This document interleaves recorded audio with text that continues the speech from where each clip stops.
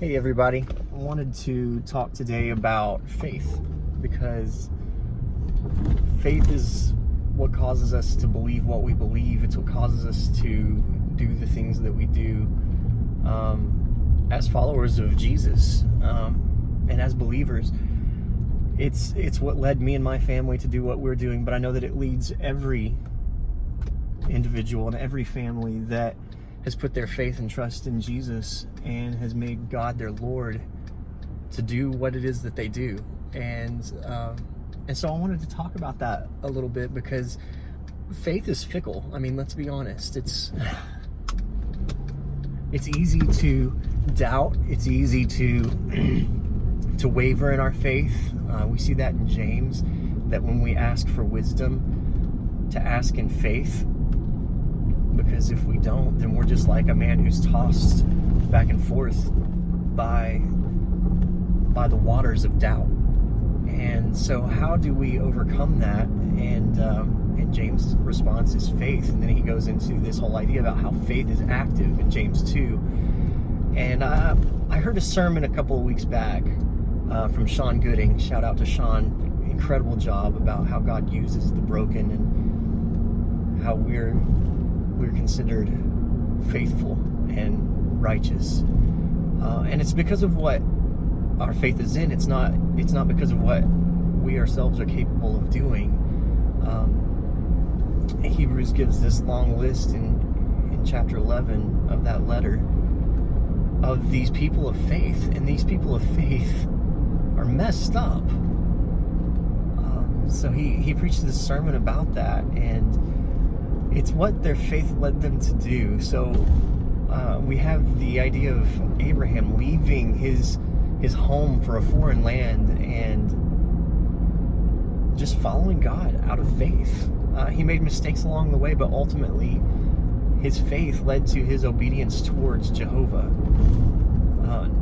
Noah collected the animals and built an ark that took him years to build because he had faith that God was going to rescue him and that God was also going to destroy the world, just as he had said. Moses leads Israel out of Egypt, and he only does that because of his faith in who God is. And David, greatest king outside of Jesus himself, the greatest physical king that they had at that time, and yet he's got a laundry list of mistakes that he made and of sin in his life. But God used those people and claims them to be faithful. Samson, and the list just goes on and on. And it's so easy to get caught up in our lives because our faith wavers.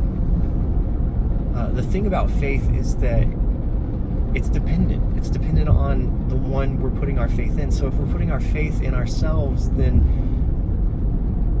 we're stifled by our own limitations. We're stifled by what we are capable of doing, and we can only go so far. If we put our faith into someone else, we're limited by that individual or that person that we've put on a pedestal. We're limited by, maybe it's technology, maybe it's celebrity, maybe it's politics, government, whatever. If we're putting our faith in any of those things, it's limited. That's what the beautiful thing about putting our faith in God is because he's already victorious. He has already won. And so when our faith is strong in who Christ is and what he has done for us, that is when we are at our best. Faith is dependent, but if we have our faith in the right thing, we can know what it means to be righteous. We can know what it means to be obedient. We can know how to love our neighbor and how to obey God properly. It unlocks so much when we choose to do things out of faith. When we don't, we fall into this problem of trying to do things on our own and realizing that we can't, and not stacking up, not measuring up. It's so much easier to fail. Sometimes we want to fail. We would rather fail because it's easier, or maybe in the moment it feels right or better or more fun or whatever. And so it's easy to lay aside our faith because of that.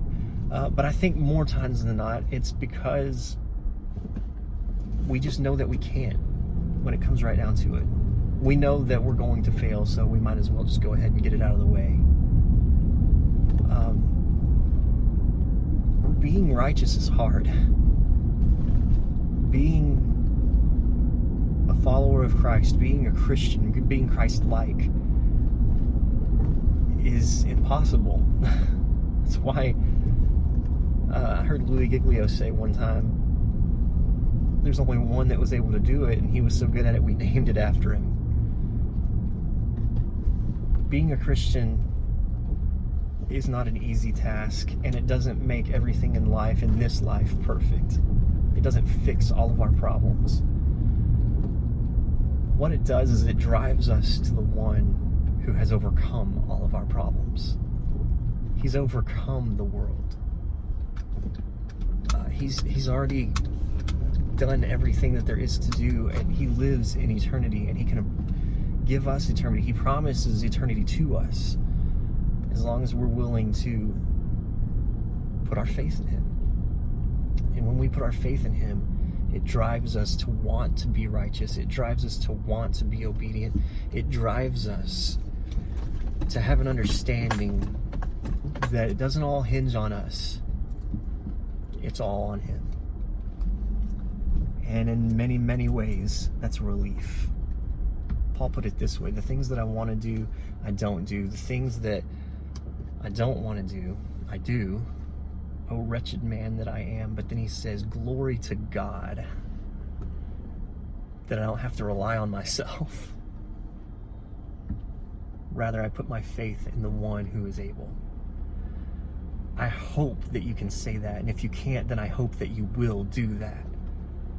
Because the one that is able, he's already conquered death. And he can conquer anything that you're going through, that you're facing. So put your faith in him. He's worth it. Thanks for listening. I'm going to wrap it up here, but there's more to come, so stay tuned.